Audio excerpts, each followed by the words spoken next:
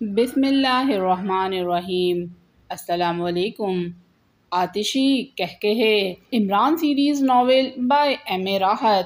سامعین، اگر آپ میرے چینل پر نئے ہیں تو میرے چینل کو سبسکرائب کیجئے اور میری ویڈیوز کو لائک کیجئے، شکریہ۔ شرجیلا اور نگار کی آنکھیں حیرت سے پھٹی ہوئی تھیں۔ شاہبانہ دستوری ان کے سامنے خاموش بیٹھی ہوئی تھی۔ دیر تک یہ ماحول طاری رہا، پھر شرجیلا نے کہا، آپ یقین کریں ممی، یوں محسوس ہو رہا ہے جیسے گھر کے تمام لوگ کسی نشہ آور شے کے زیر اثر ہیں۔ خود میری بھی یہی کیفیت تھی۔ اوف میرے اللہ، اس کا مطلب ہے کہ ہمارے دشمن ہماری حویلی تک پہنچ گئے۔ لیکن یہ حقیقت ہے کہ اس وقت میں سر سلطان سے بے حد شرمندہ ہوں۔ میں نے ان سے فون پر گفتگو کی تھی اور اتنی ناراضگی کا اظہار کیا تھا ان لوگوں کی آمد پر کہ اب میں غور کرتی ہوں تو شرم سے پانی پانی ہو جاتی ہوں۔ ممی، میں کیا بتاؤں آپ کو اپنی شرارت کا تذکرہ آپ سے ضرور کرنا چاہتی ہوں۔ شرارت؟ خانم نے شرجیلا کو دیکھتے ہوئے کہا۔ جی ہاں ممی، ہم لوگ انہیں استاد دلبر جان کے پاس لے گئے تھے اور وہاں دھوکے سے انہیں دلبر جان کے خاص آدمیوں سے لڑوا دیا تھا۔ کیا؟ شاہبانہ دستوری کی آنکھیں حیرت سے پھیل گئیں۔ ہاں ممی، لیکن یہ لوگ تو بڑے عجیب ثابت ہوئے۔ آپ شاید اس بات پر یقین نہ کریں کہ استاد دلبر جان کے سب سے زیادہ ہونہار آدمیوں کو انہوں نے اس بری طرح سے پیٹا کہ استاد دلبر جان بھی دانتوں تلے انگلی دبا کر رہ گیا۔ تمہیں مجھ سے اس کا تذکرہ کرنا چاہیے تھا ممی، بس وہ شرارت تھی ہماری، لیکن اس وقت ہم خود حیران رہ گئے تھے۔ ان لوگوں کے لڑنے کا انداز، ممی کیا کہا جائے، بس آپ تصور نہیں کر سکتی۔ میں اب تصور کر سکتی ہوں، کیونکہ جو کچھ میں نے دیکھا ہے تم اس کا تصور نہیں کر سکتی۔ ارے اگر عمران نہ ہوتا تو تم یقین کرو وہ لوگ مجھے اغوا کر کے لے جاتے۔ ممی، ہم تو زندہ درگور ہو جاتے، مگر سوال یہ پیدا ہوتا ہے کہ اب ہوگا کیا؟ وقت اتنی تیزی سے گزر رہا ہے۔ خان فرزان کی دیوانگی کو میں اچھی طرح جانتی ہوں۔ اگر ہم اسے کسی طرح اپنی بے گناہی کا ثبوت نہ دے سکے تو پھر شیرکلی اور ولی خیل میں خون ریزی ہوگی۔ تم اس کا تصور نہیں کر سکتی۔ خانم شاہبانہ نے پریشانی سے بولا۔ ممی ایک بات تو بتائیے۔ شرجیلا بولی۔ ہاں پوچھو۔ کیا آپ ان دونوں پر کچھ بھروسہ کر سکتی ہیں؟ دونوں نہیں، میرا خیال ہے ان میں سے عمران ہی سب کچھ ہے۔ دوسرا آدمی عمران کو باس کہتا ہے اور اس کے احکامات پر عمل کرتا ہے۔ ویسے وہ بھی غیر ملکی ہے۔ ہاں، اور وہ دونوں؟ کون دونوں؟ میرا مطلب ہے سلیمان بھائی شہزادی والا اور وہ عورت جس کا نام شہزادی ہے۔ میرے خیال میں وہ صرف ملازم قسم کے لوگ ہیں۔ ممی آخر یہ کیسی جاسوسی ہے؟ تم نہیں سمجھتی، سیکرٹ سروس میں ایسے ہی لوگ ہوتے ہیں جنہیں عام زندگی میں کوئی ذرا برابر بھی اہمیت نہیں دے۔ تم نے اس لڑکے کو غور سے نہیں دیکھا؟ اگر تم غور سے اس کی صورت دیکھو تو وہ انتہائی معصوم اور خوبصورت نوجوان ہے۔ بس اس کی حرکتیں ہی ایسی ہیں ممی، اور پھر عجیب عجیب لباس پہنتا ہے۔ یہ محسوس نہیں کیا شیروانی میں اس کا بدن کیسا لگتا ہے؟ ممی ہم اس کی تعریفوں میں کس طرح گم ہو گئے ہیں۔ اسے بلاؤ، خانم نے کہا۔ میں ابھی بلا کر لاتی ہوں، صرف اسے یا باقی لوگوں کو بھی؟ نہیں، صرف اسے بلاؤ، لیکن تم نہیں جاؤ، کسی ملازم سے کہہ دو وہ اسے یہاں بلا لائے۔ ویسے میں تو یہ سوچ رہی ہوں کہ سروٹ کوارٹر سے انہیں یہیں کوٹھی میں منتقل کر لیا جائے۔ کر لیجئے ممی، مگر نہیں، اس نے اس سلسلے میں منع کر دیا ہے۔ منع کر دیا ہے؟ ہاں۔ کیوں ممی؟ وہ کہتا ہے کہ وہ سروٹ کوارٹر میں ہی خوش ہے۔ ممی عجیب سا آدمی ہے، یوں لگتا ہے جیسے سب کا مذاق اڑا رہا ہو۔ بہرحال اب جیسا بھی ہے، لیکن ہمارے لیے جس طرح کارآمد ثابت ہوا ہے، بس میں تو اس کی تعریف نہیں کر سکتی، خانم نے کہا۔ پھر خانم نے ایک ملازمہ کو طلب کر کے عمران کو بلا کر لانے کے لیے بھیج دیا۔ وہ سب اس کا انتظار کرنے لگیں۔ خانم شاہبانہ دستوری نے گزرے ہوئے واقعات کی پوری تفصیل لڑکیوں کو بتائی تھی۔ شرجیلا اور نگار بے حد بہادر لڑکیاں تھیں، لیکن بہرحال ان واقعات کو سن کر بے حد خوفزدہ ہو گئی تھیں، اور عمران کے لیے ان کے ذہن میں عجیب سے تاثرات ابھر آئے تھے۔ کچھ دیر کے بعد عمران وہاں پہنچ گیا۔ سادہ سے لباس میں ملبوس تھا، لیکن چہرے پر وہی حماقت نظر آ رہی تھی۔ خانم نے اس وقت اس کا بہت اچھی طرح استقبال کیا تھا۔ عمران بوکھلایا سا اندر داخل ہوا۔ اس نے خوفزدہ نگاہوں سے دونوں لڑکیوں کی طرف دیکھا۔ کوئی غلطی ہو گئی مجھ سے؟ اس نے ڈرے ڈرے لہجے میں پوچھا۔ بیٹھو عمران، خانم شاہبانہ نے نرم لہجے میں کہا۔ شکریہ۔ عمران اس طرح بیٹھ گیا جیسے کوئی ذرا سی غلط بات ہونے پر اٹھ کر بھاگ جائے گا۔ لڑکیاں اسے دیکھ رہی تھیں، بس کیا کرتی، طبیعت ہی ایسی تھی۔ اسے اس کیفیت میں بیٹھا دیکھ کر انہیں ہنسی آ رہی تھی، لیکن خود کو سنبھالے ہوئے تھی۔ خانم شہبانہ اسے دیکھتی رہیں، پھر آہستہ سے بولی، عمران، کیا اب بھی اپنی یہی کیفیت برقرار رکھو گے؟ مجبوری ہے کستوری صاحبہ، عمران نے کہا۔ کستوری؟ جی وہ جو آپ ہیں۔ نہیں عمران، پلیز راہیل دستوری کا مذاق مت اڑاؤ۔ ننے مگر آپ تو شہبانہ دستوری ہیں۔ ہاں، میں نے تم سے درخواست کرتی ہوں کہ کچھ دیر کے لیے سنجیدہ ہو جاؤ۔ کالا نمک ہے آپ کے پاس؟ کالا نمک؟ جی ہاں، 1 چمچ کالا نمک کھلا دیجئے، میں سنجیدہ ہو جاؤں گا۔ شرجیلا ہنس پڑی، پھر اس نے کہا، لیکن اس کے بعد ہمارا کیا ہوگا؟ اللہ مالک ہے، آپ لوگ عطر کی شیشی منگوا لیجئے۔ نگار بھی ہنس پڑی۔ خانم شہبانہ کے ہونٹوں پر بھی بے اختیار مسکراہٹ آ گئی تھی۔ پھر اس نے کہا، بہرحال تم جو کوئی بھی ہو، جیسے بھی ہو، جس محفل میں جاتے ہو اسے زعفران زار بنا دیتے ہو۔ جی ہاں، مرحوم ماموں زعفران کا کاروبار کرتے تھے اور زار زار روتے تھے۔ آپ کو پتہ ہے، بس یہیں سے زعفران زار کا قصہ چل پڑا ہے۔ میں تم سے درخواست کرنا چاہتی ہوں۔ زبانی؟ عمران نے سوال کیا۔ ہاں، زبانی ہی سمجھو۔ ایک پریشان حال اور مظلوم عورت کی جو بھی کیفیت ہو سکتی ہے وہ اس وقت میری ہے۔ دیکھو عمران، زندگی کا ایک حصہ میں نے ایسا گزارا ہے جس میں بڑے عیش و آرام کی زندگی گزری ہے میری۔ خدا کسی سے کسی کا سایہ نہ چھینے۔ جب سائے سر سے اٹھ جاتے ہیں تو جو حال ہوتا ہے اس کا تصور بھی نہیں کیا جا سکتا۔ عمران نے سنجیدگی سے خانم شہبانہ کو دیکھا اور بولا، میرے لیے کیا حکم ہے؟ تم سے کچھ بات کرنا چاہتی ہوں۔ کیجئے۔ تفصیلات کا علم تو تمہیں ضرور ہوگا، میں نے سر سلطان کو سب کچھ بتا دیا تھا۔ جی ہاں، مجھے اتنا معلوم ہے کہ ولی خیل آپ کے خلاف کارروائی میں مصروف ہیں اور ایک جھگڑا کھڑا کر دیا ہے اس نے۔ خان فرزان بہت ہی تند مزاج آدمی ہے، جذباتی اور فطرت میں وحشت رکھنے والا۔ میں جانتی ہوں اس نے جو کچھ کہا اس پر عمل کرے گا، لیکن عمران حالات بتاتے ہیں کہ قصور خان فرزان کا بھی نہیں ہے۔ پہاڑوں میں کوئی ایسی سازش ہو رہی ہے جس کے تحت ہم لوگوں میں دشمنی پیدا کرائی جا رہی ہے اور کوئی اس دشمنی سے فائدہ اٹھانا چاہتا ہے۔ کوئی شبہ ہے آپ کے ذہن میں؟ عمران نے سوال کیا۔ یہ تم پوچھ رہے ہو؟ خانم شہبانہ بولی اور عمران پلٹ کر پیچھے دیکھنے لگا، پھر چاروں کی طرف دیکھتا ہوا بولا، شاید میں ہی پوچھ رہا ہوں۔ میرا مطلب ہے تم گزری رات کے واقعے سے اچھی طرح واقف ہو۔ ہاں ہوں تو صحیح، لیکن ایک شبہ ہے میرے ذہن میں۔ کیا؟ اچھا خیر چھوڑیے، آپ یہ بتائیے کہ میری کیا خدمات ہیں اس سلسلے میں؟ عمران، اتنا اندازہ تو مجھے ہو چکا ہے کہ تم معمولی شخصیت کے مالک نہیں ہو، لیکن یہ بتاؤ کہ کیا مجھے اس مشکل سے نکالنے کی کوئی ترکیب ہو سکتی ہے؟ ہو سکتی ہے؟ کیا؟ کاشی پھل مل سکتا ہے آپ کے ہاں؟ کیا؟ ہاں، اس کے کئی نام ہیں۔ باورچی خانے میں ہو تو لوگ اسے کدو کہتے ہیں اور پھر باورچی کہتا ہے، اس لیے صاحب جی، کھاؤ تو کدو سے اور نہ کھاؤ تو کدو سے۔ آپ کاشی پھل یا کدو، ارے ہاں، کچھ اسے میٹھا گھیا بھی کہتے ہیں، مگر کاشی پھل درمیان میں کہاں سے آ گیا؟ چلیے نکال دیتے ہیں درمیان میں سے۔ اب تو یوں کریں کہ ½ کلو نوشادر، بنفشہ کلاؤ کے ساتھ اور قصہ چہار درویش، بس یہ چیزیں مجھے مہیا کر دیں۔ شرجیلا اور نگار کی پھر ہنسی چھوٹ گئی۔ عمران نے غصیلے لہجے میں کہا، ارے کمال کرتی ہیں آپ، خرچہ کرنے پر تو تیار نہیں ہوتی اور چاہتی ہیں کہ جاسوسی شروع کر دی جائے۔ پہلے میں نے آپ سے توپ اور شکرکندیاں مانگی تھیں، آج تک ان کا کوئی تذکرہ نہیں ہوا، اور اب یہ چند چھوٹی سی چیزیں۔ آپ ایسا کریں کہ یہ تمام چیزیں مہیا کر دیں، بس پھر تماشا دیکھیے کہ میں کیا کرتا ہوں۔ عمران اچانک اپنی جگہ سے کھڑا ہو گیا اور اسی انداز میں کہنے لگا، سب سے پہلے تو میں کدو کا حلوہ بناؤں گا، مگر کدو کا حلوہ پتہ نہیں بنتا ہے یا نہیں، لیکن خیر کام چلایا جائے گا۔ عمران اس انداز میں بڑبڑاتا ہوا دبے قدموں دروازے کی طرف بڑھا۔ اس کی آواز اس طرح گونج رہی تھی جیسے وہ ان لوگوں سے مسلسل گفتگو کر رہا ہو۔ شہبانہ، شرجیلا اور نگار کی آنکھیں تعجب سے پھیل گئی تھیں۔ دفعتاً عمران نے دروازے کا بونٹ کھولا اور پھر ایک عجیب سی بات ہوئی۔ عمران نے کسی شخص کو بالوں سے پکڑا اور پوری قوت سے گھسیٹ کر اندر پھینک دیا۔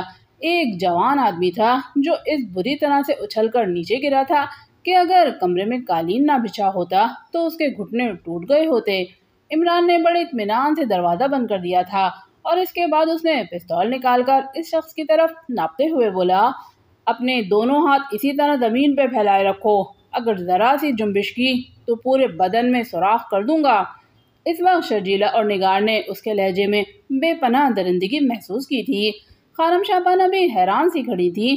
وہ شخص جو نیچے گرا تھا جلدی سے اٹھ کھڑا ہوا تو عمران نے آگے بڑھ کر اس کے پیٹ پر ایک زوردار لات رسید کی، پھر الٹا ہاتھ اس کے جبڑے پر، پھر پھرتی سے آگے بڑھ کر اس کے بغل میں ہاتھ ڈال کر اسے گردن سے اس طرح کس لیا کہ وہ جنبش بھی نہ کر سکے۔ پھر شرجیلہ اور نگار نے دیکھا کہ قوی ہیکل آدمی جو اچھے خاصے جسم کا مالک تھا عمران کی گرفت میں اس طرح اچھل رہا تھا کہ اس کا پورا وزن عمران اپنے ایک ہاتھ سے سنبھالے ہوئے تھا۔ پھر عمران نے اپنا پستول شرجیلہ کی طرف اچھالتے ہوئے کہا، اسے کیچ کیجئے۔ شرجیلہ نے پستول کیچ کر لیا تھا۔ عمران نے اسی طرح اس شخص کو جکڑے جکڑے اس کے لباس کی تلاشی لی اور اس کے نیفے میں ارزا ہوا پستول نکال لیا۔ اس کے بعد عمران نے اسے مزید ٹٹولا اور پھر زمین پر پھینک کر 2 ٹھوکریں اسے اور رسید کی۔ خانم شاہبانہ دستوری نے اس دوران اپنے آپ کو سنبھال لیا تھا۔ تینوں کے جسموں میں سرد لہریں دوڑ رہی تھیں۔ اتنی برق رفتاری سے کوئی عمل کرنا انتہائی مشکل کام تھا، لیکن عمران نے یہ کیا تھا۔ شاہبانہ دستوری کے منہ سے آواز نکلی، گلاب خان۔ خانم، یہ کیا ہو رہا ہے؟ یہ میرے ساتھ کیا ہو رہا ہے؟ گلاب خان نے فریاد کرنے والے انداز میں کہا، وہ میں تمہیں بتا دوں گا جان من، سیدھے کھڑے ہو جاؤ، خبردار خانم، میں اسے مار ڈالوں گا۔ گلاب خان نے کہا، تو پھر تم ایسا کرو کہ مجھے مار ڈالو۔ شرجیلہ، یہ پستول بھی سنبھال لو، تم نے دیکھ لیا نا کہ یہ اس کے لباس سے نکلا ہے۔ عمران نے کہا اور پستول شرجیلہ کی طرف اچھال دیا جسے نگار نے کیچ کیا۔ خانم شاہبانہ دستوری اب عجیب نظروں سے گلاب خان کو دیکھ رہی تھی۔ پھر اس نے کہا، کیا قصہ ہے گلاب خان؟ یہ تو اس سے پوچھو خانم، میں تو آپ کے پاس کمرے میں آ رہا تھا، ابھی دروازہ بجانے ہی والا تھا کہ دروازہ کھلا اور پھر اس شخص نے میرے ساتھ یہ سلوک کیا۔ ٹھیک، عمران نے گردن ہلا کر کہا، پھر خانم کی طرف دیکھتے ہوئے بولا، خانم تھوڑا سا سلوک اور کرنے دیجئے مجھے اس کے ساتھ، اجازت چاہتا ہوں، مگر ڈیئر عمران، یہ ہمارا خاص ملازم ہے، اسی لیے تو میں اس کی خاص طریقے سے خاطر مدارات کرنا چاہتا ہوں، عمران نے کہا اور دوسرے لمحے اس کا ایک زوردار تھپڑ گلاب خان کے منہ پر پڑا۔ دیکھو، میں اب تکلف نہیں کروں گا۔ گلاب خان غرایا، تم تکلف مت کرو میری جان، عمران نے کہا اور ایک اور تھپڑ گلاب خان کے منہ پر رسید کیا اور گلاب خان کسی بھینسے کی طرح اس پر پل پڑا۔ عمران نے اس کی گردن بغل میں دبائی اور کئی ٹھوکریں اس کی پنڈلی اور پیٹ پر رسید کی اور اس کے بعد ایک زوردار ہاتھ گلاب خان کے جبڑے پر رسید کیا۔ گلاب خان پھر اچھل کر نیچے گر پڑا تھا۔ اسے ایک لمحے میں اندازہ ہو گیا تھا کہ اس کا مد مقابل اس سے 1000 درجہ طاقتور ہے اور اس کی کچھ نہیں چل سکے گی۔ عمران نے اس بار پھر اسے بالوں سے پکڑ کر اٹھایا اور گھوسا بنایا تو گلاب خان چیخ پڑا، نہیں نہیں، میں مر جاؤں گا، مت مارو مجھے، خانم مجھے بچاؤ۔ خانم تمہیں ضرور بچا لیں گی گلاب خان، لیکن پہلے تمہیں کچھ جواب دینے ہیں ہمارے سوالات کے۔ تم نے کبھی امتحان دیا ہے؟ خانم مجھے بچاؤ ورنہ اچھا نہیں ہوگا۔ گلاب خان بکواس مت کرو، عمران جو کچھ کہہ رہا ہے اس کی تعمیل کرو، بتاؤ اس وقت تم یہاں کیسے آئے تھے؟ خانم میں آپ کو بتا چکا ہوں کہ میں لیکن عمران نے اس کی گردن دبوچ لی، پھر بولا، سچ اور صرف سچ، ورنہ اس کے بعد جو کچھ ہوگا شاید یہ لوگ بھی برداشت نہیں کر پائیں گے۔ آخر تو چاہتا کیا ہے کمینے؟ گلاب خان نے کہا، ہاں مجھے اس پر کوئی اعتراض نہیں، گالیاں جتنی چاہے دے سکتے ہو دے دو، لیکن ہاتھ اوپر اٹھاؤ اور منہ سے جو لفظ نکلے سچ ہی نکلے، عمران نے کہا اور اس کے بعد اس نے گلاب خان کے بدن کی تلاشی لینا شروع کر دی۔ اندرونی حصے سے ایک چھوٹی سی چپٹی سی چوکور سی چیز برآمد ہوئی۔ عمران نے اسے دیکھا اور اس کے ہونٹوں پر مسکراہٹ پھیل گئی۔ پھر اس نے کہا، شکر ہے خانم، اب یہ اپنی بے گناہی ثابت نہیں کر سکے گا۔ یہ کیا ہے؟ خانم نے سوال کیا۔ یہ ایک بہت ہی شاندار ٹیپ ریکارڈ، اس میں یقینی طور پر ہمارے درمیان ہونے والی گفتگو ریکارڈ ہو رہی ہے۔ گلاب خان کے چہرے پر مرتگی چھا گئی۔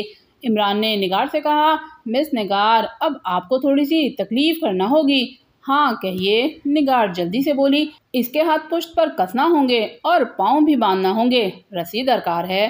میں ابھی لائی، نگار نے کہا، اور گلاب خان کا پستول جلدی سے ماں کے ہاتھ میں دے کر پھرتی سے باہر نکل گئی۔ گلاب خان خشک ہونٹوں پر زبان پھیر رہا تھا۔ کیا تمہاری مدد کے لیے کوئی اور بھی موجود ہے گلاب خان؟ عمران نے سوال کیا، لیکن گلاب خان چپ رہا۔ خانم پھٹی پھٹی نگاہوں سے گلاب خان کو دیکھ رہی تھی۔ چند ہی لمحوں کے بعد نگار واپس آ گئی۔ اس کے ہاتھوں میں ریشمی ڈوری کا ایک گچھا تھا۔ پھر عمران نے اس کی مدد سے گلاب خان کے ہاتھ پشت پر باندھے اور دونوں پاؤں بھی کس کر اسے زمین پر ڈال دیا۔ گلاب خان نے مزاحمت کی، لیکن یہ اندازہ اسے ہو چکا تھا کہ اس کی طرف سے ہونے والی ہر جنبش کا اسے سخت جواب ملے گا۔ چنانچہ اس نے خاموشی سے ہاتھ پاؤں بندھوا لیے۔ عمران نے اسے اٹھا کر دیوار سے لگا دیا اور پھر بولا، گلاب خان، یہ بات تو ثابت ہو چکی ہے کہ تم خانم سے غداری کر رہے ہو اور دوسروں کے اعلی کار بنے ہوئے ہو۔ تم اس وقت ہمارے درمیان ہونے والی گفتگو ریکارڈ کر رہے تھے، اس لیے اب تم اس بات کا اندازہ لگا لو کہ یہاں تمہاری مدد کے لیے کوئی نہیں آ سکتا۔ گلاب خان، میں بہت شریف آدمی ہوں، لیکن میرا ساتھی شریف آدمی نہیں ہے۔ وہ تمہارے بدن کی تمام کھال اتار دے گا۔ تم نے اس کالے درندے کو دیکھا ہوگا، افریقہ کی ایک ایسی نسل سے تعلق رکھتا ہے جو آدم خور ہے۔ اسے آج بھی انسانی گوشت کھانے کا بہت شوق ہے۔ میں خانم کی اجازت سے تمہیں اس کے حوالے کر دوں گا اور تم اس کے معدے میں پہنچ جاؤ گے۔ ایسا کرنے سے بچنا چاہتے ہو تو میرے سوالوں کا صحیح جواب دو۔ نگار اور شرجیلہ خوف سے کانپ اٹھی تھی۔ شرجیلہ بے اختیار بول اٹھی، کیا واقعی عمران صاحب وہ آدم خور ہے؟ ہاں مس شرجیلہ، کئی بار مجھ سے کہہ چکا ہے کہ باس، یہ لڑکیاں کتنی پیاری ہیں، کاش میں انہیں اپنے معدے میں اتار سکوں، عمران نے کہا، اور شرجیلہ عجیب سی صورت بنا کر رہ گئی۔ عمران پھر گلاب خان سے بولا، ہاں مائی ڈیئر گلاب خان، ویسے تو اس نے تھوڑی سی تربیت مجھے بھی دے دی ہے۔ اصل میں ہم لوگوں میں سے نہ کوئی باس ہے نہ کوئی اسسٹنٹ، کبھی میں اس کا اسسٹنٹ بن جاتا ہوں، کبھی وہ میرا۔ چنانچہ اس وقت میں اسے طلب کروں گا تو باس کی حیثیت سے طلب کروں گا، اور اگر وہ آ گیا تو سمجھ لو تمہاری زندگی کی ضمانت نہیں دی جا سکتی۔ نہیں میں وہ پھر بری طرح گڑگڑانے لگا۔ معاف کر دو خانم، مجھے سے غلطی ہو گئی، معاف کر دو، غلطی ہو گئی۔ گلاب خان، تم ہم سے غداری کر سکتے ہو۔ خانم، میں لالچ میں آ گیا تھا۔ تمہیں یاد ہے گلاب خان، تم کتنے عرصے سے راحیل دستوری کے ساتھ رہے ہو؟ ہاں، لوگ تو کہتے ہیں کہ نمک کی تاثیر بہت ہوتی ہے۔ ہم نے تمہارے ساتھ ہمیشہ اچھا سلوک کیا، پھر وہ کون سا لالچ تھا جس کے تحت تم ہمارے دشمنوں کے ساتھ مل گئے؟ بس خانم، بس، اندھا ہو گیا تھا۔ تو اب کفارہ ادا کرنے کا طریقہ یہ ہے گلاب خان کہ ہمیں ساری تفصیل بتا دو۔ 50,000 روپے دیے تھے مجھے انہوں نے، کون تھے، کیا تھے، یہ میں نہیں جانتا، اجنبی لوگ تھے، ہمارے ہی قبیلے کے ہیں۔ خانم، بالکل نہیں جانتا ان کے بارے میں نے کبھی انہیں نہیں دیکھا۔ 2 آدمی ہیں جو مجھ سے یہاں کے معاملات معلوم کرتے ہیں، ہمارے قبیلے کے نہیں ہیں وہ۔ دیکھو خانم، اب جو ہو گیا وہ تو ہو ہی گیا، غلطی کی ہے، پکڑا گیا ہوں، چاہے مجھے قتل کر دو، میں اب جھوٹ نہیں بولوں گا۔ تو پھر سچ بولو میری جان، عمران نے کہا۔ ہاں، وہ مجھے ملے، انہوں نے کہا، گلاب خان، تھوڑی سی محنت کے عوض اگر 50,000 روپے مل جائیں تو ہمارے لیے ایک کام کرو گے؟ اور خانم، میں یہاں سے راز انہیں دینے لگا، وہ مجھ سے یہاں کے بارے میں معلومات حاصل کرتے تھے کہ آپ کیا کر رہی ہیں، اور میں آپ کی ٹو میں رہتا تھا۔ اوہ، تو مجھے اندازہ ہو گیا، اس ٹیپ ریکارڈ پر تم کیا ریکارڈ کر رہے تھے؟ صاحب، مجھے تازہ اطلاع ملی، بلکہ ہدایات ملی کہ میں آپ کے بارے میں معلومات حاصل کر کے انہیں رپورٹ دوں۔ اس وقت سے میں آپ کے بارے میں رپورٹ حاصل کر رہا ہوں۔ وہ کون ہیں اس کی نشاندہی نہیں کر سکتے، آپ قسم لے لیں یا پھر آپ کا جو دل چاہے کریں، میں کچھ نہیں کہوں گا، میں انہیں نہیں جانتا۔ شاہبانہ دستوری کے چہرے پر عجیب سے تاثرات پھیلے ہوئے تھے۔ پھر تھوڑی دیر کے بعد عمران نے کہا، بس گلاب خان، ایک سوال کا جواب مجھے اور چاہیے۔ جی صاحب، بولیے، گلاب خان نے کہا۔ یہاں اور کون کون تمہارے ساتھ کام کرتا ہے؟ میرا مطلب ہے خانم کی اس حویلی میں۔ صاحب، کوئی بھی نہیں ہے، میں اکیلا ہوں۔ سوچ لو گلاب خان، معلوم ہو گیا تو اس کے بعد تمہاری زندگی کی ضمانت نہیں دی جائے گی۔ صاحب اب مجھے کسی بات کی کوئی پرواہ نہیں ہے، جو آپ کا دل چاہے کریں، میرا ضمیر جاگ اٹھا ہے۔ عمران گلاب خان کی صورت غور سے دیکھ رہا تھا۔ اندازہ یہی ہو رہا تھا کہ گلاب خان جو کچھ کہہ رہا ہے وہ سچ ہے، اب وہ کم از کم جھوٹ نہیں بول رہا۔ تب عمران نے گہری سانس لے کر کہا، خانم یہ ٹیپ ریکارڈ آپ اپنے پاس رکھیے، صورتحال تو معلوم ہو چکی ہے، مگر اب کیا کیا جائے؟ خانم نے کہا، اگر آپ کے پاس اس شخص کی حفاظت کا کوئی بندوبست ہے تو آپ اس کی حفاظت کر لیجئے، اب یہ مارا جائے گا۔ میں تو نہیں، وہ لوگ اسے قتل کر دیں گے جنہوں نے اسے اپنے کام کے لیے مامور کیا ہے۔ گلاب خان کے چہرے پر خوف کے آثار ابھر آئے۔ پھر خانم نے کہا، یہاں میرے پاس تہخانہ موجود ہے، میں اسے تہخانے میں پہنچا دوں گی۔ بہرحال اس نے میرے ساتھ غداری کی ہے، لیکن ہمیں اپنی روایتوں کا خیال رہتا ہے، اس نے ہماری بڑی خدمت کی ہے، اب یہ بات اس کے ضمیر کی ہے جو اسے خود سزا دے گا، تو آپ اسے تہخانے میں پہنچا دینے کا بندوبست کیجیے۔ پھر عمران نے اپنی نگرانی میں گلاب خان کو تہخانے میں پہنچایا تھا۔ شہبانہ دستوری، نگار اور شرجیلہ بھی ساتھ تھیں۔ بعد میں شرجیلہ نے کہا، آخر تم ہو کیا چیز؟ اود بلاؤ، عمران نے جواب دیا، تو پھر اب تمہارا کیا پروگرام ہے؟ میرا خیال ہے اب میں کچھ وقت کے لیے یہاں سے باہر جاؤں گا، میرے لیے کوئی خدمت ہو تو بتاؤ۔ بس وہی بات، قصہ چہار درویش، اور پلیز اب ایسی باتیں مت کرو، ہمیں اب یہ اندازہ ہو چکا ہے کہ تم انتہائی ذہین انسان ہو، بس یہیں سے میرا بیڑا غرق ہو جاتا ہے، عمران نے افسوس بھرے انداز میں کہا، اور خانم مسکرانے لگی، پھر بولی، پلیز ہمارا خیال رکھنا۔ جی، عمران نے کہا، اور خانم شہبانہ دستوری نے اسے خدا حافظ کہا، پھر بولی، تمہیں کسی چیز کی ضرورت ہو تو مجھے بتا دینا۔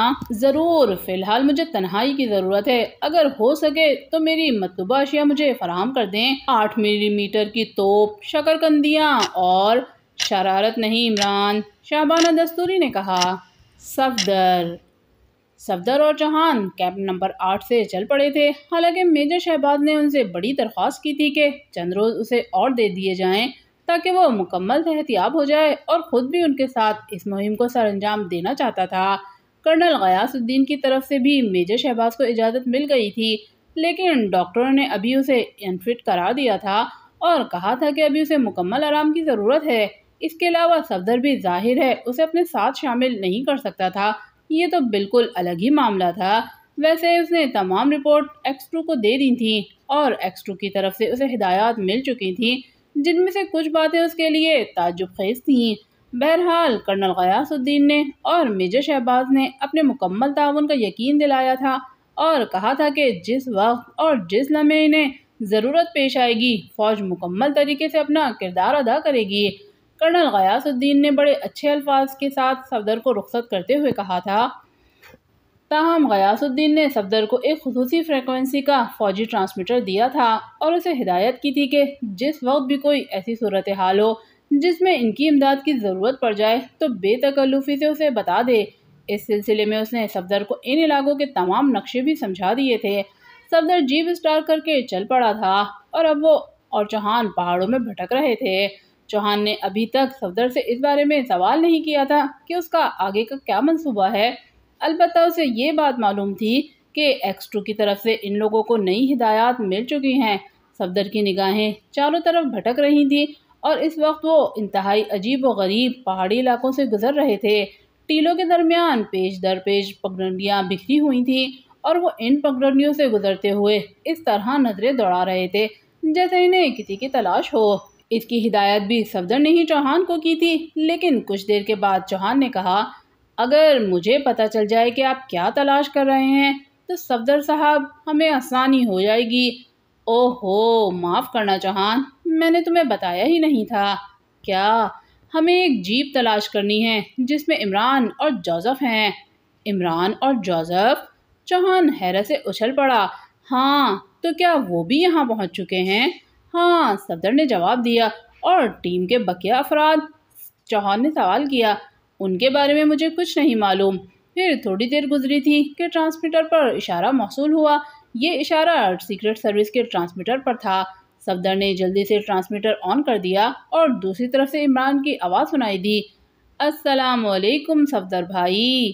وعلیکم السلام، کہاں ہیں آپ؟ بس آپ کی مملکت میں جی رہے ہیں، ایسے ہی سیر و تفریح کے لیے نکل آئے تھے کہ آپ نظر آ گئے۔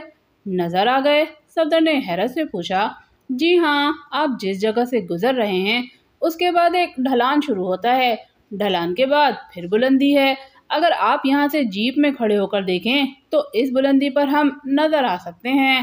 او ہو، مجھے آپ ہی کی تلاش تھی۔ خیریت ہے؟ میں نے تو آپ سے کوئی ادھار نہیں لیا۔ نہیں، اصل میں مجھے آپ کو ادھار واپس کرنا ہے، صفدر نے ہنستے ہوئے کہا۔ تو پھر ایسا کرو، آدھی بلندیاں تم طے کرو، آدھی ہم طے کر لیتے ہیں، جانا دونوں کو ہی ڈھلوان میں ہے۔ کس طرف آؤں؟ یہ داہنی سمت تمہارے ایک درہ جیسا راستہ نظر آ رہا ہے، بس اسی طرف۔ عمران کی آواز سنائی دی اور صفدر نے جیپ کا رخ اس جانب موڑ دیا۔ بند کر دوں ٹرانسمیٹر؟ عمران نے پوچھا۔ جی ہاں، بہتر یہی ہوگا، صفدر نے کہا اور اپنا ٹرانسمیٹر بند کر دیا۔ پھر وہ جیپ کو ڈھلوان کی جانب ڈالنے لگا۔ تھوڑا ہی فاصلہ طے کرنے کے بعد اسے عمران کی جیپ نظر آ گئی۔ وہ جیپ بھی ڈھلوان پر اتر رہی تھی۔ جوزف ڈرائیونگ کر رہا تھا۔ کچھ دیر کے بعد دونوں جیپیں درے نما جگہ میں پہنچ گئیں۔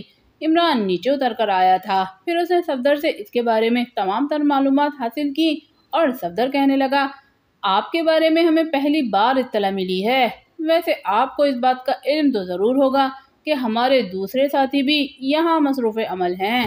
پتہ نہیں، عمران نے جواب دیا۔ پھر کافی دیر تک وہ آپس میں ایک دوسرے سے گفتگو کرتے رہے تھے۔ عمران نے صفدر سے وہ تمام پوائنٹس معلوم کیے جن کے بارے میں اسے فوجی کیمپ سے معلومات حاصل ہوئی تھیں۔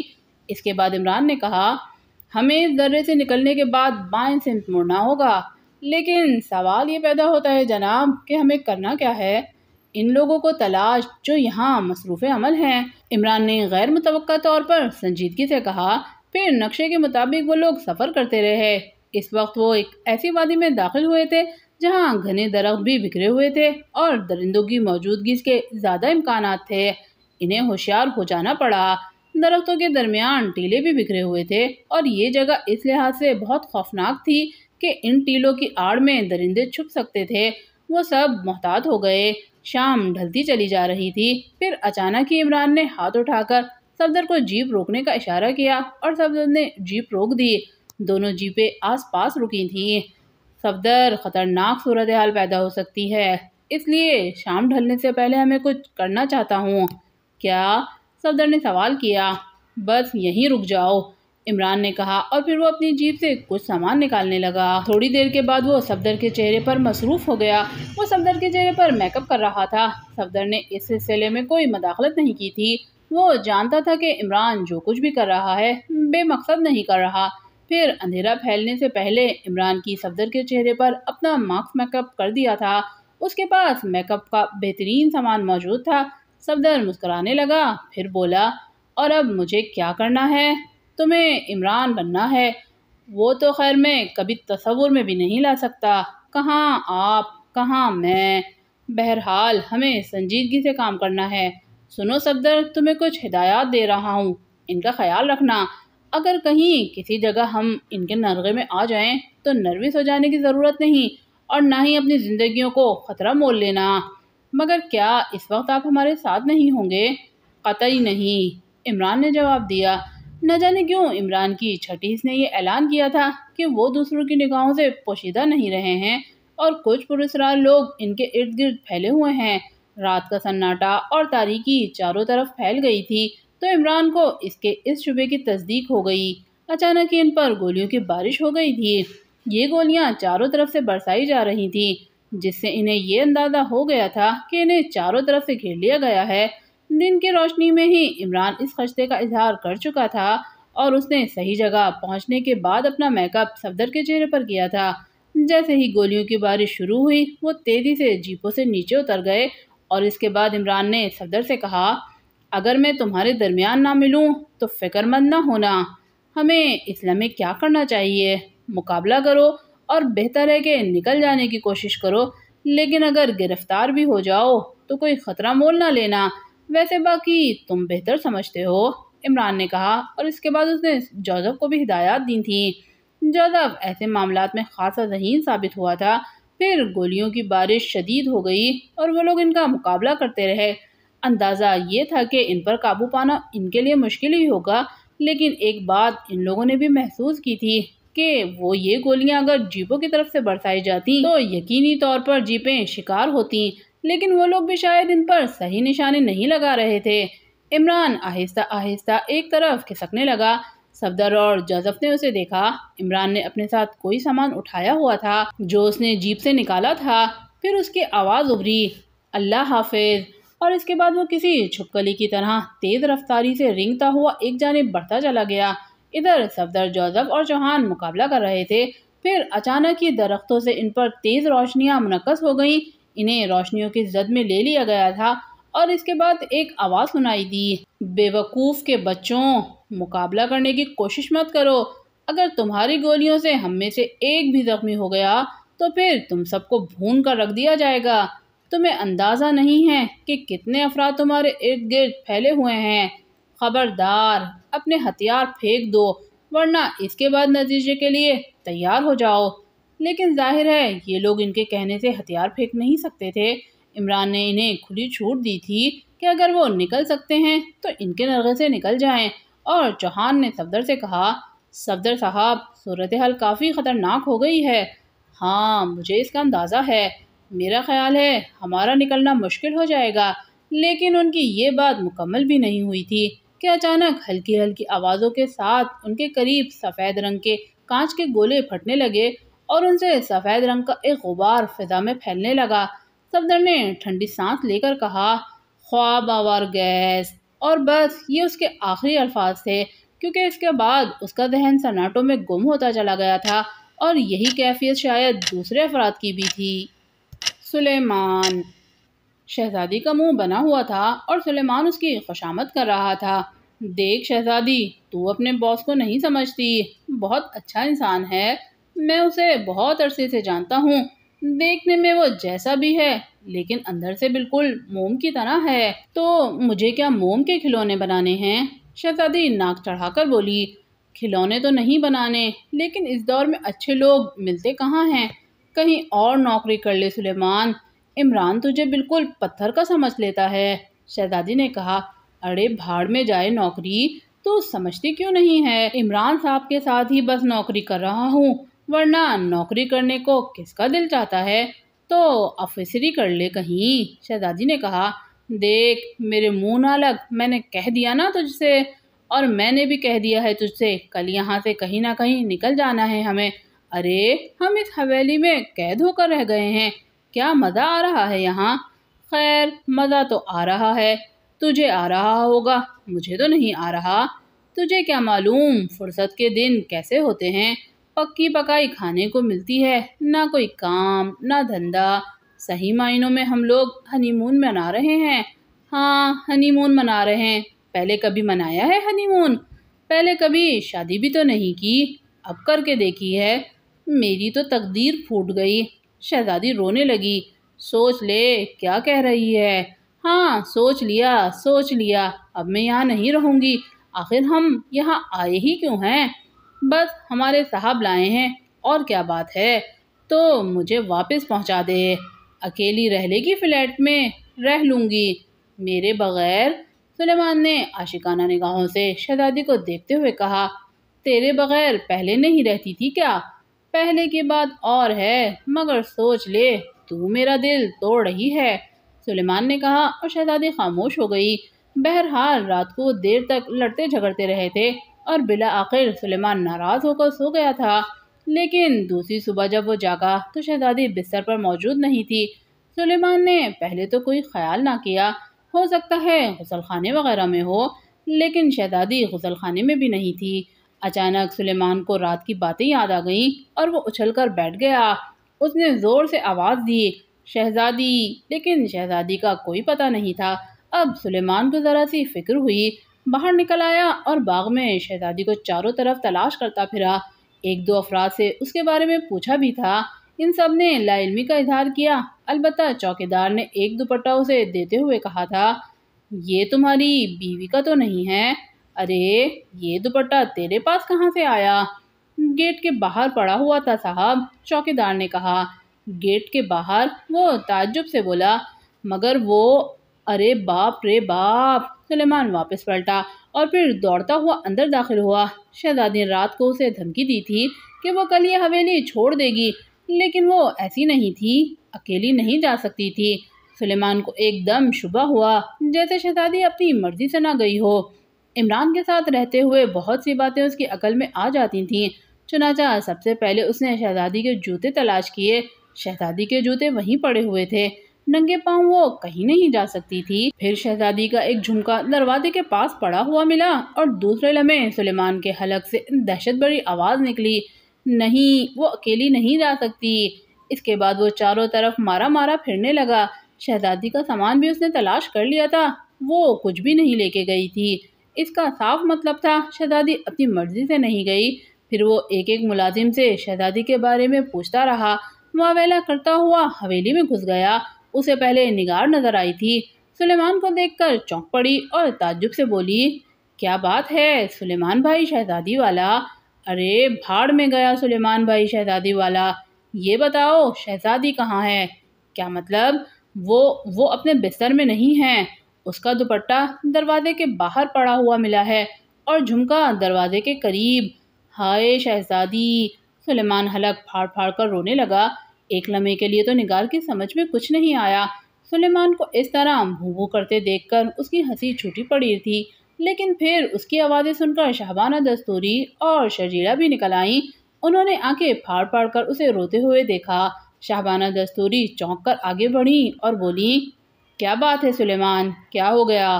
بیگم صاحبہ، شہزادی! کیا ہوا شہزادی کو؟ کوئی لے گیا جی اسے۔ شہزادی کو کوئی لے گیا؟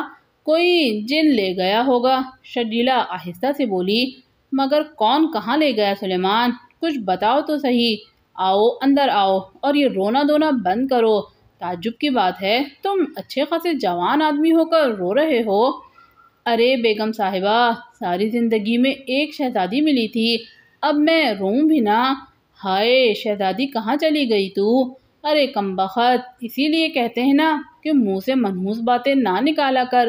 ارے کہاں گئی بیگم صاحبہ؟ ضرور شہزادی کو کسی نے اغوا کر لیا۔ کس نے اغوا کر لیا ہوگا؟ مجھے یہ معلوم ہوتا تو اغوا کرنے والے کا پیٹ نہ پھاڑ دیتا۔ بیٹھو، مجھے بتاؤ کیا واقعہ ہوا ہے؟ کیا بتاؤں جی، بس کیا واقعہ ہوا تھا؟ کوئی شہزادی کو لے گیا۔ ارے اتنی خوبصورت تھی وہ، مجھے ہمیشہ خطرہ ہی لگا رہتا تھا۔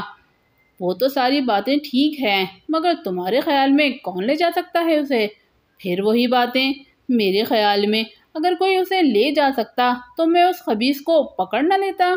ہاں یہ بھی ٹھیک ہے، مگر مجھے بتاؤ، میں تمہارے ساتھ تمہارے کوارٹر میں دیکھوں۔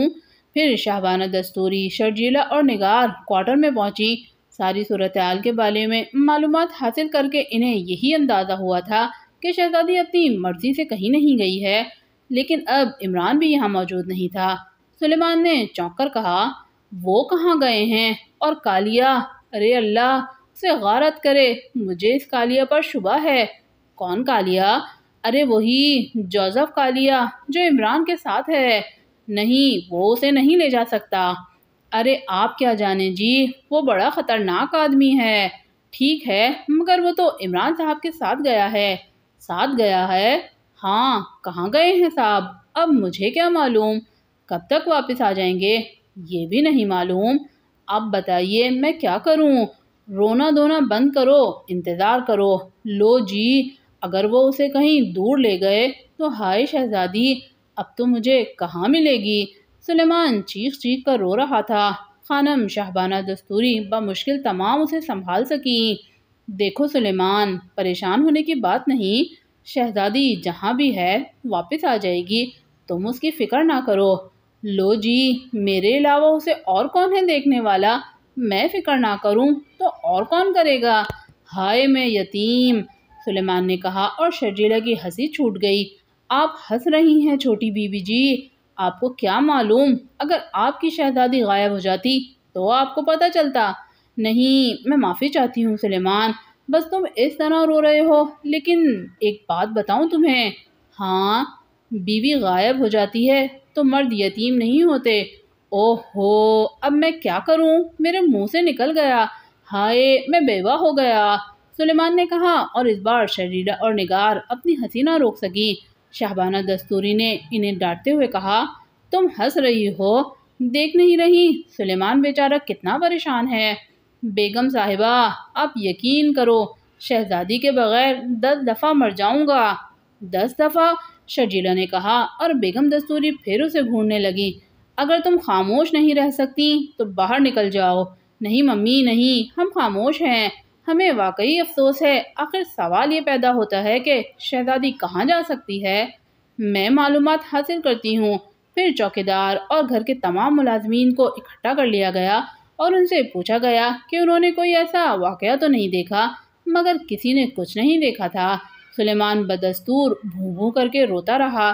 شاہبانہ دستوری نے کہا، عمران شام تک واپس آ جائیں گے، میرا خیال ہے وہی تمہاری مشکلات کو حل کر سکیں گے۔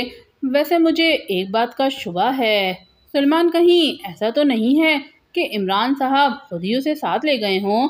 شہزادی کو؟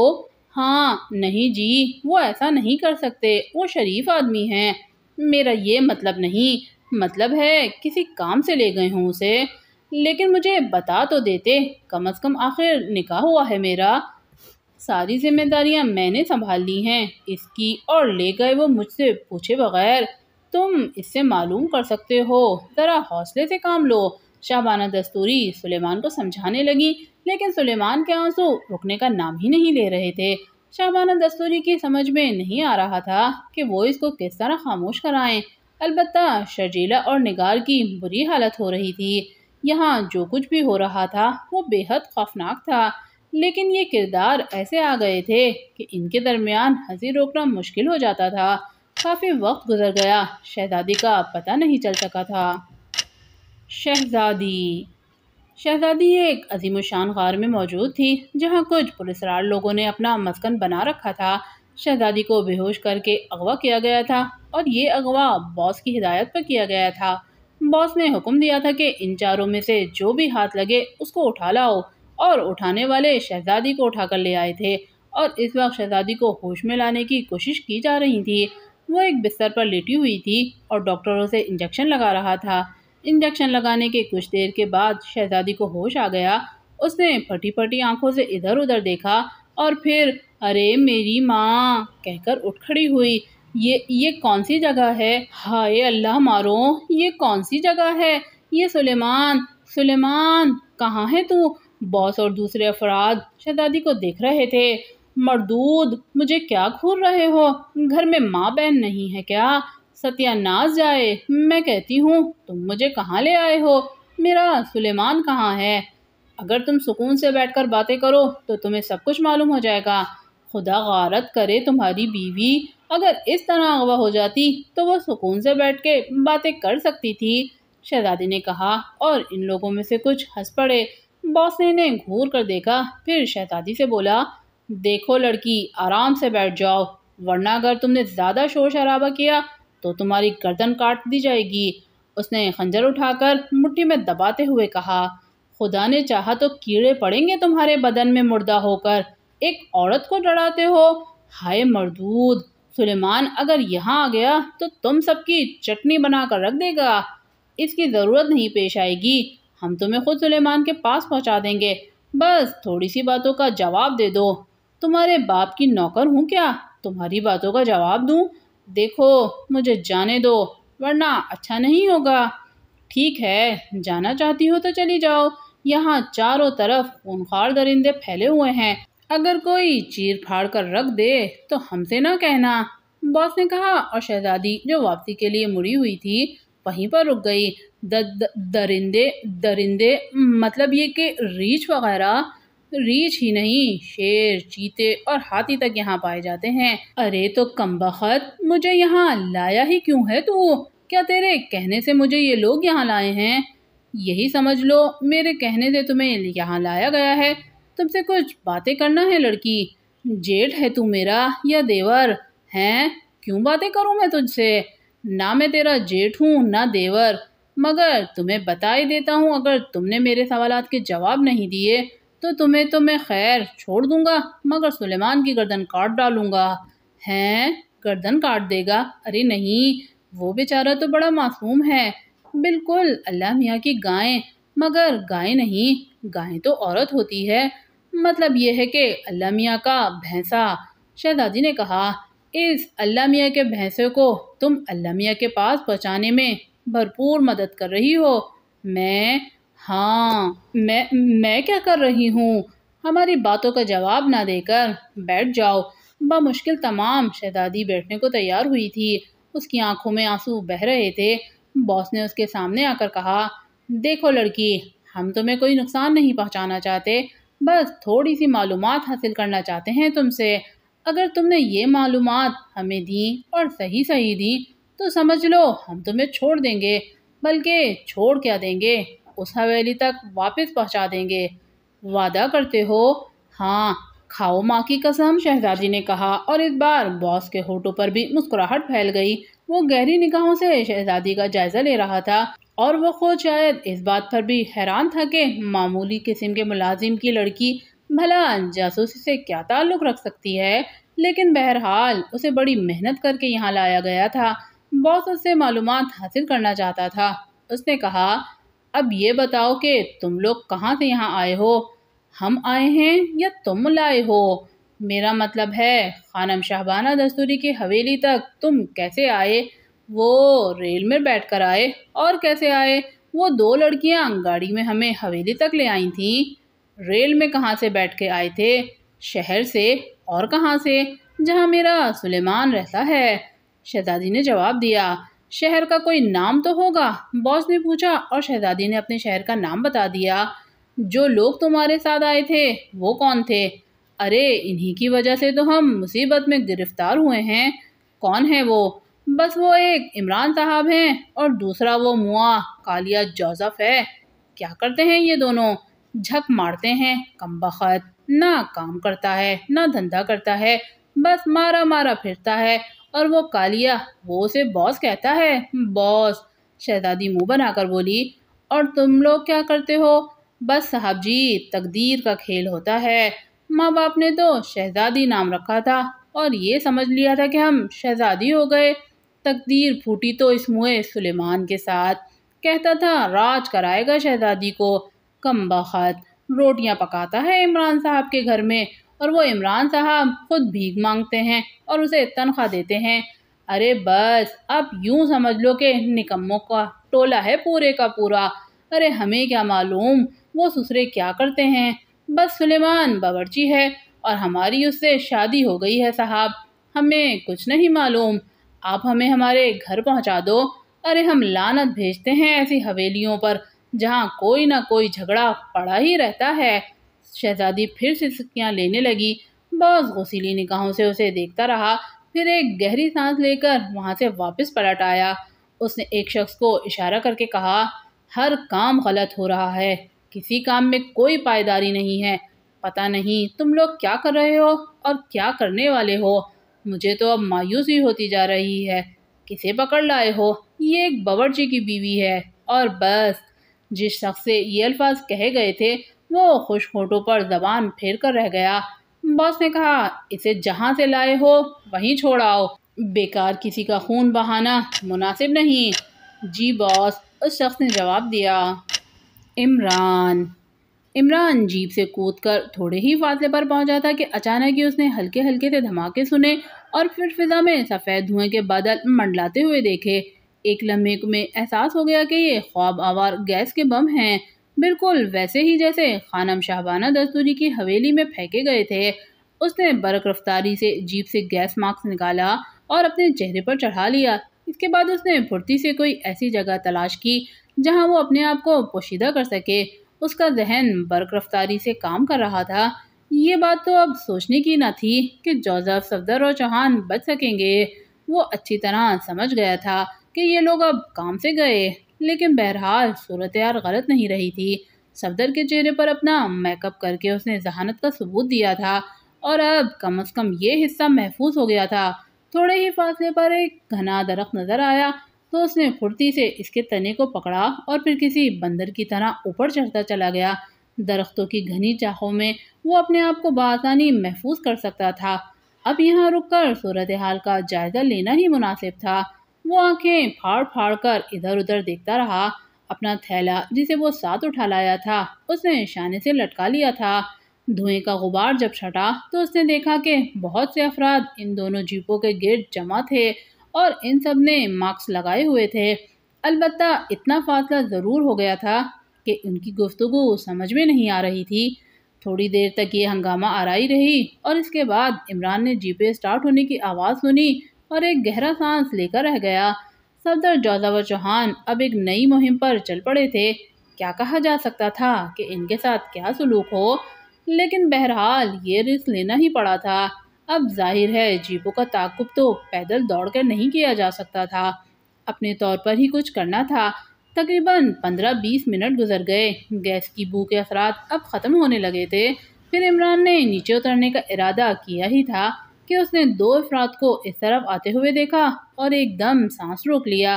ان کا رخ اسی درخت کی جانب تھا۔ عمران آنکھیں پھاڑ پھاڑ کر انہیں دیکھنے لگا۔ خد و خال سے تو صاف نظر نہیں آ رہے تھے، لیکن بہرحال یہ بات تو لازمی تھی کہ یہ انہی لوگوں میں سے ہیں۔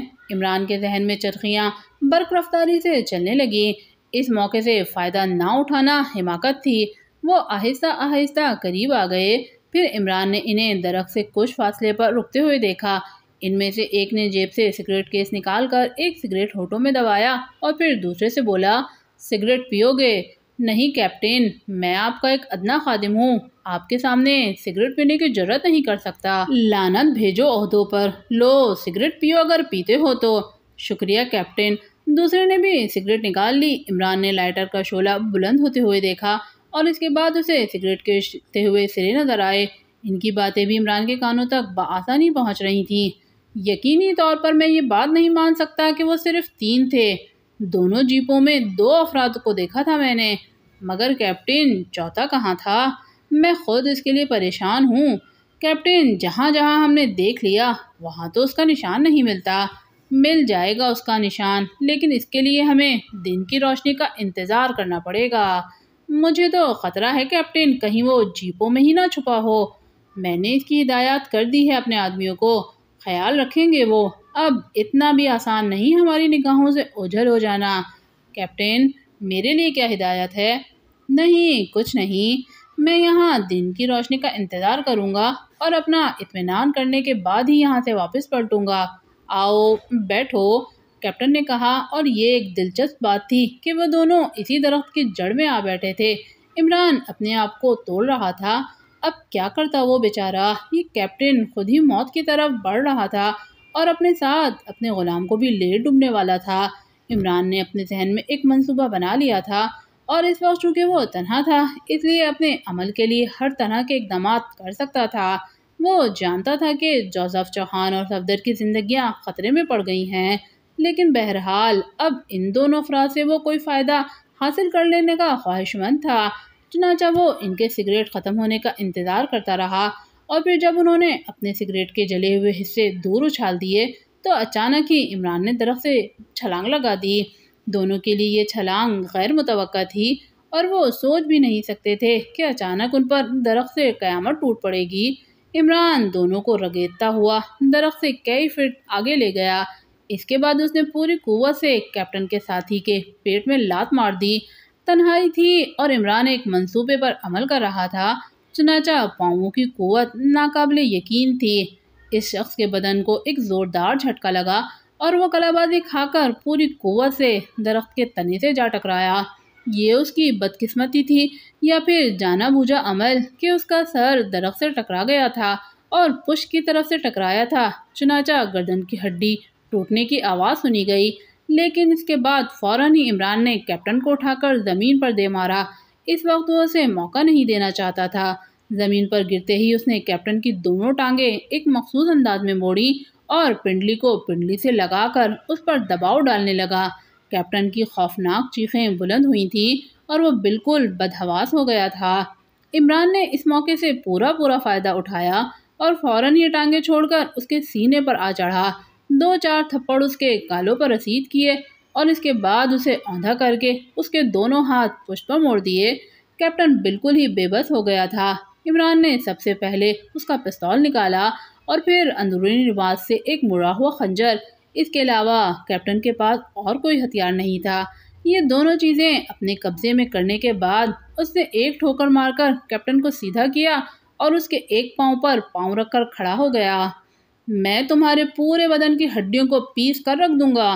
جو کچھ پوچھ رہا ہوں اس کا فوری جواب چاہیے مجھے، غلطی کے بغیر۔ عمران نے اس کے پاؤں پر دباؤ ڈالا تو کیپٹن نے دونوں ہاتھ اٹھا کر جوڑ دیے۔ نہیں، پلیز نہیں، جواب دو، صرف جواب۔ کیا پوچھنا چاہتے ہو؟ پوچھو۔ کیا نام ہے تمہارا؟ تیواری، کیپٹن تیواری۔ تمہاری رہائش گاہ کہاں ہے؟ میرا مطلب ہے یہاں تم کس جگہ مقیم ہو؟ سامنے والی پہاڑیوں کے درمیان جو غار کا چھوٹا دہانہ نظر آ رہا ہے اس کے اندر ہماری فیکٹری ہے۔ تمہارے سربراہ کون ہے؟ ہم اسے صرف باس کے نام سے جانتے ہیں۔ اندر کا ماحول کیا ہے؟ عمران نے سوال کیا اور کیپٹن رکے بغیر بولتا رہا۔ عمران اسے تقریباً 10 منٹ تک سوالات کرتا رہا اور اس نے اپنی یادداشت کے خزانے میں معقول اضافہ کر لیا تھا۔ اس کے بعد اسے وہی کرنا تھا جو اس وقت کی ضرورت تھی۔ کیپٹن تیواری سے بہت سی معلومات حاصل کرنے کے بعد اچانک ہی وہ آگے بڑھا اور اس نے کیپٹن تیواری کی گردن پر اپنا گھٹنا رکھ دیا۔ کیپٹن تیواری ہاتھ پیر پٹکنے لگا لیکن چند ہی لمحات کے بعد اس نے دم توڑ دیا۔ عمران یہ یقین کرنے کے بعد کہ اب وہ زندہ نہیں ہے اپنی جگہ سے اٹھا اور دوسرے آدمی کی طرف متوجہ ہوا، لیکن وہ پہلے ہی زندگی سے محروم ہو گیا تھا۔ عمران کے منہ سے مدھم سی آواز نکلی، بہرحال تم مجرم ہو اور میرے عظیم وطن کے خلاف کام کر رہے ہو۔ مجھے تمہاری موت کا تھوڑا سا افسوس ہے لیکن اس کے سوا کوئی اور چارہ نہیں تھا۔ پھر عمران پورے ہوش و حواس کے عالم میں ان لوگوں کے بارے میں کام کرتا رہا۔ اس نے ان کی لاشوں کو ایک ایسی جھاڑی میں چھپانے کا فیصلہ کیا جہاں سے کم از کم کچھ وقت تک یہ لاشیں دستیاب نہ ہوں۔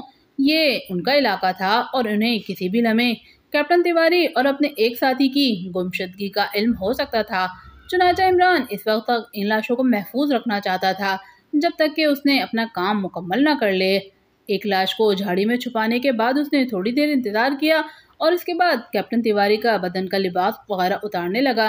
پھر ایک ایسی جگہ منتخب کی اس نے جہاں کیپٹن تیواری کے چہرے کا بھرپور جائزہ لے سکے، لیکن بہرحال روشنی کا انتظار کیے بغیر چارہ کار نہیں تھا۔ اپنے کام کی تکمیل کے لیے اسے پوری ذمہ داری کے ساتھ کام کرنا تھا۔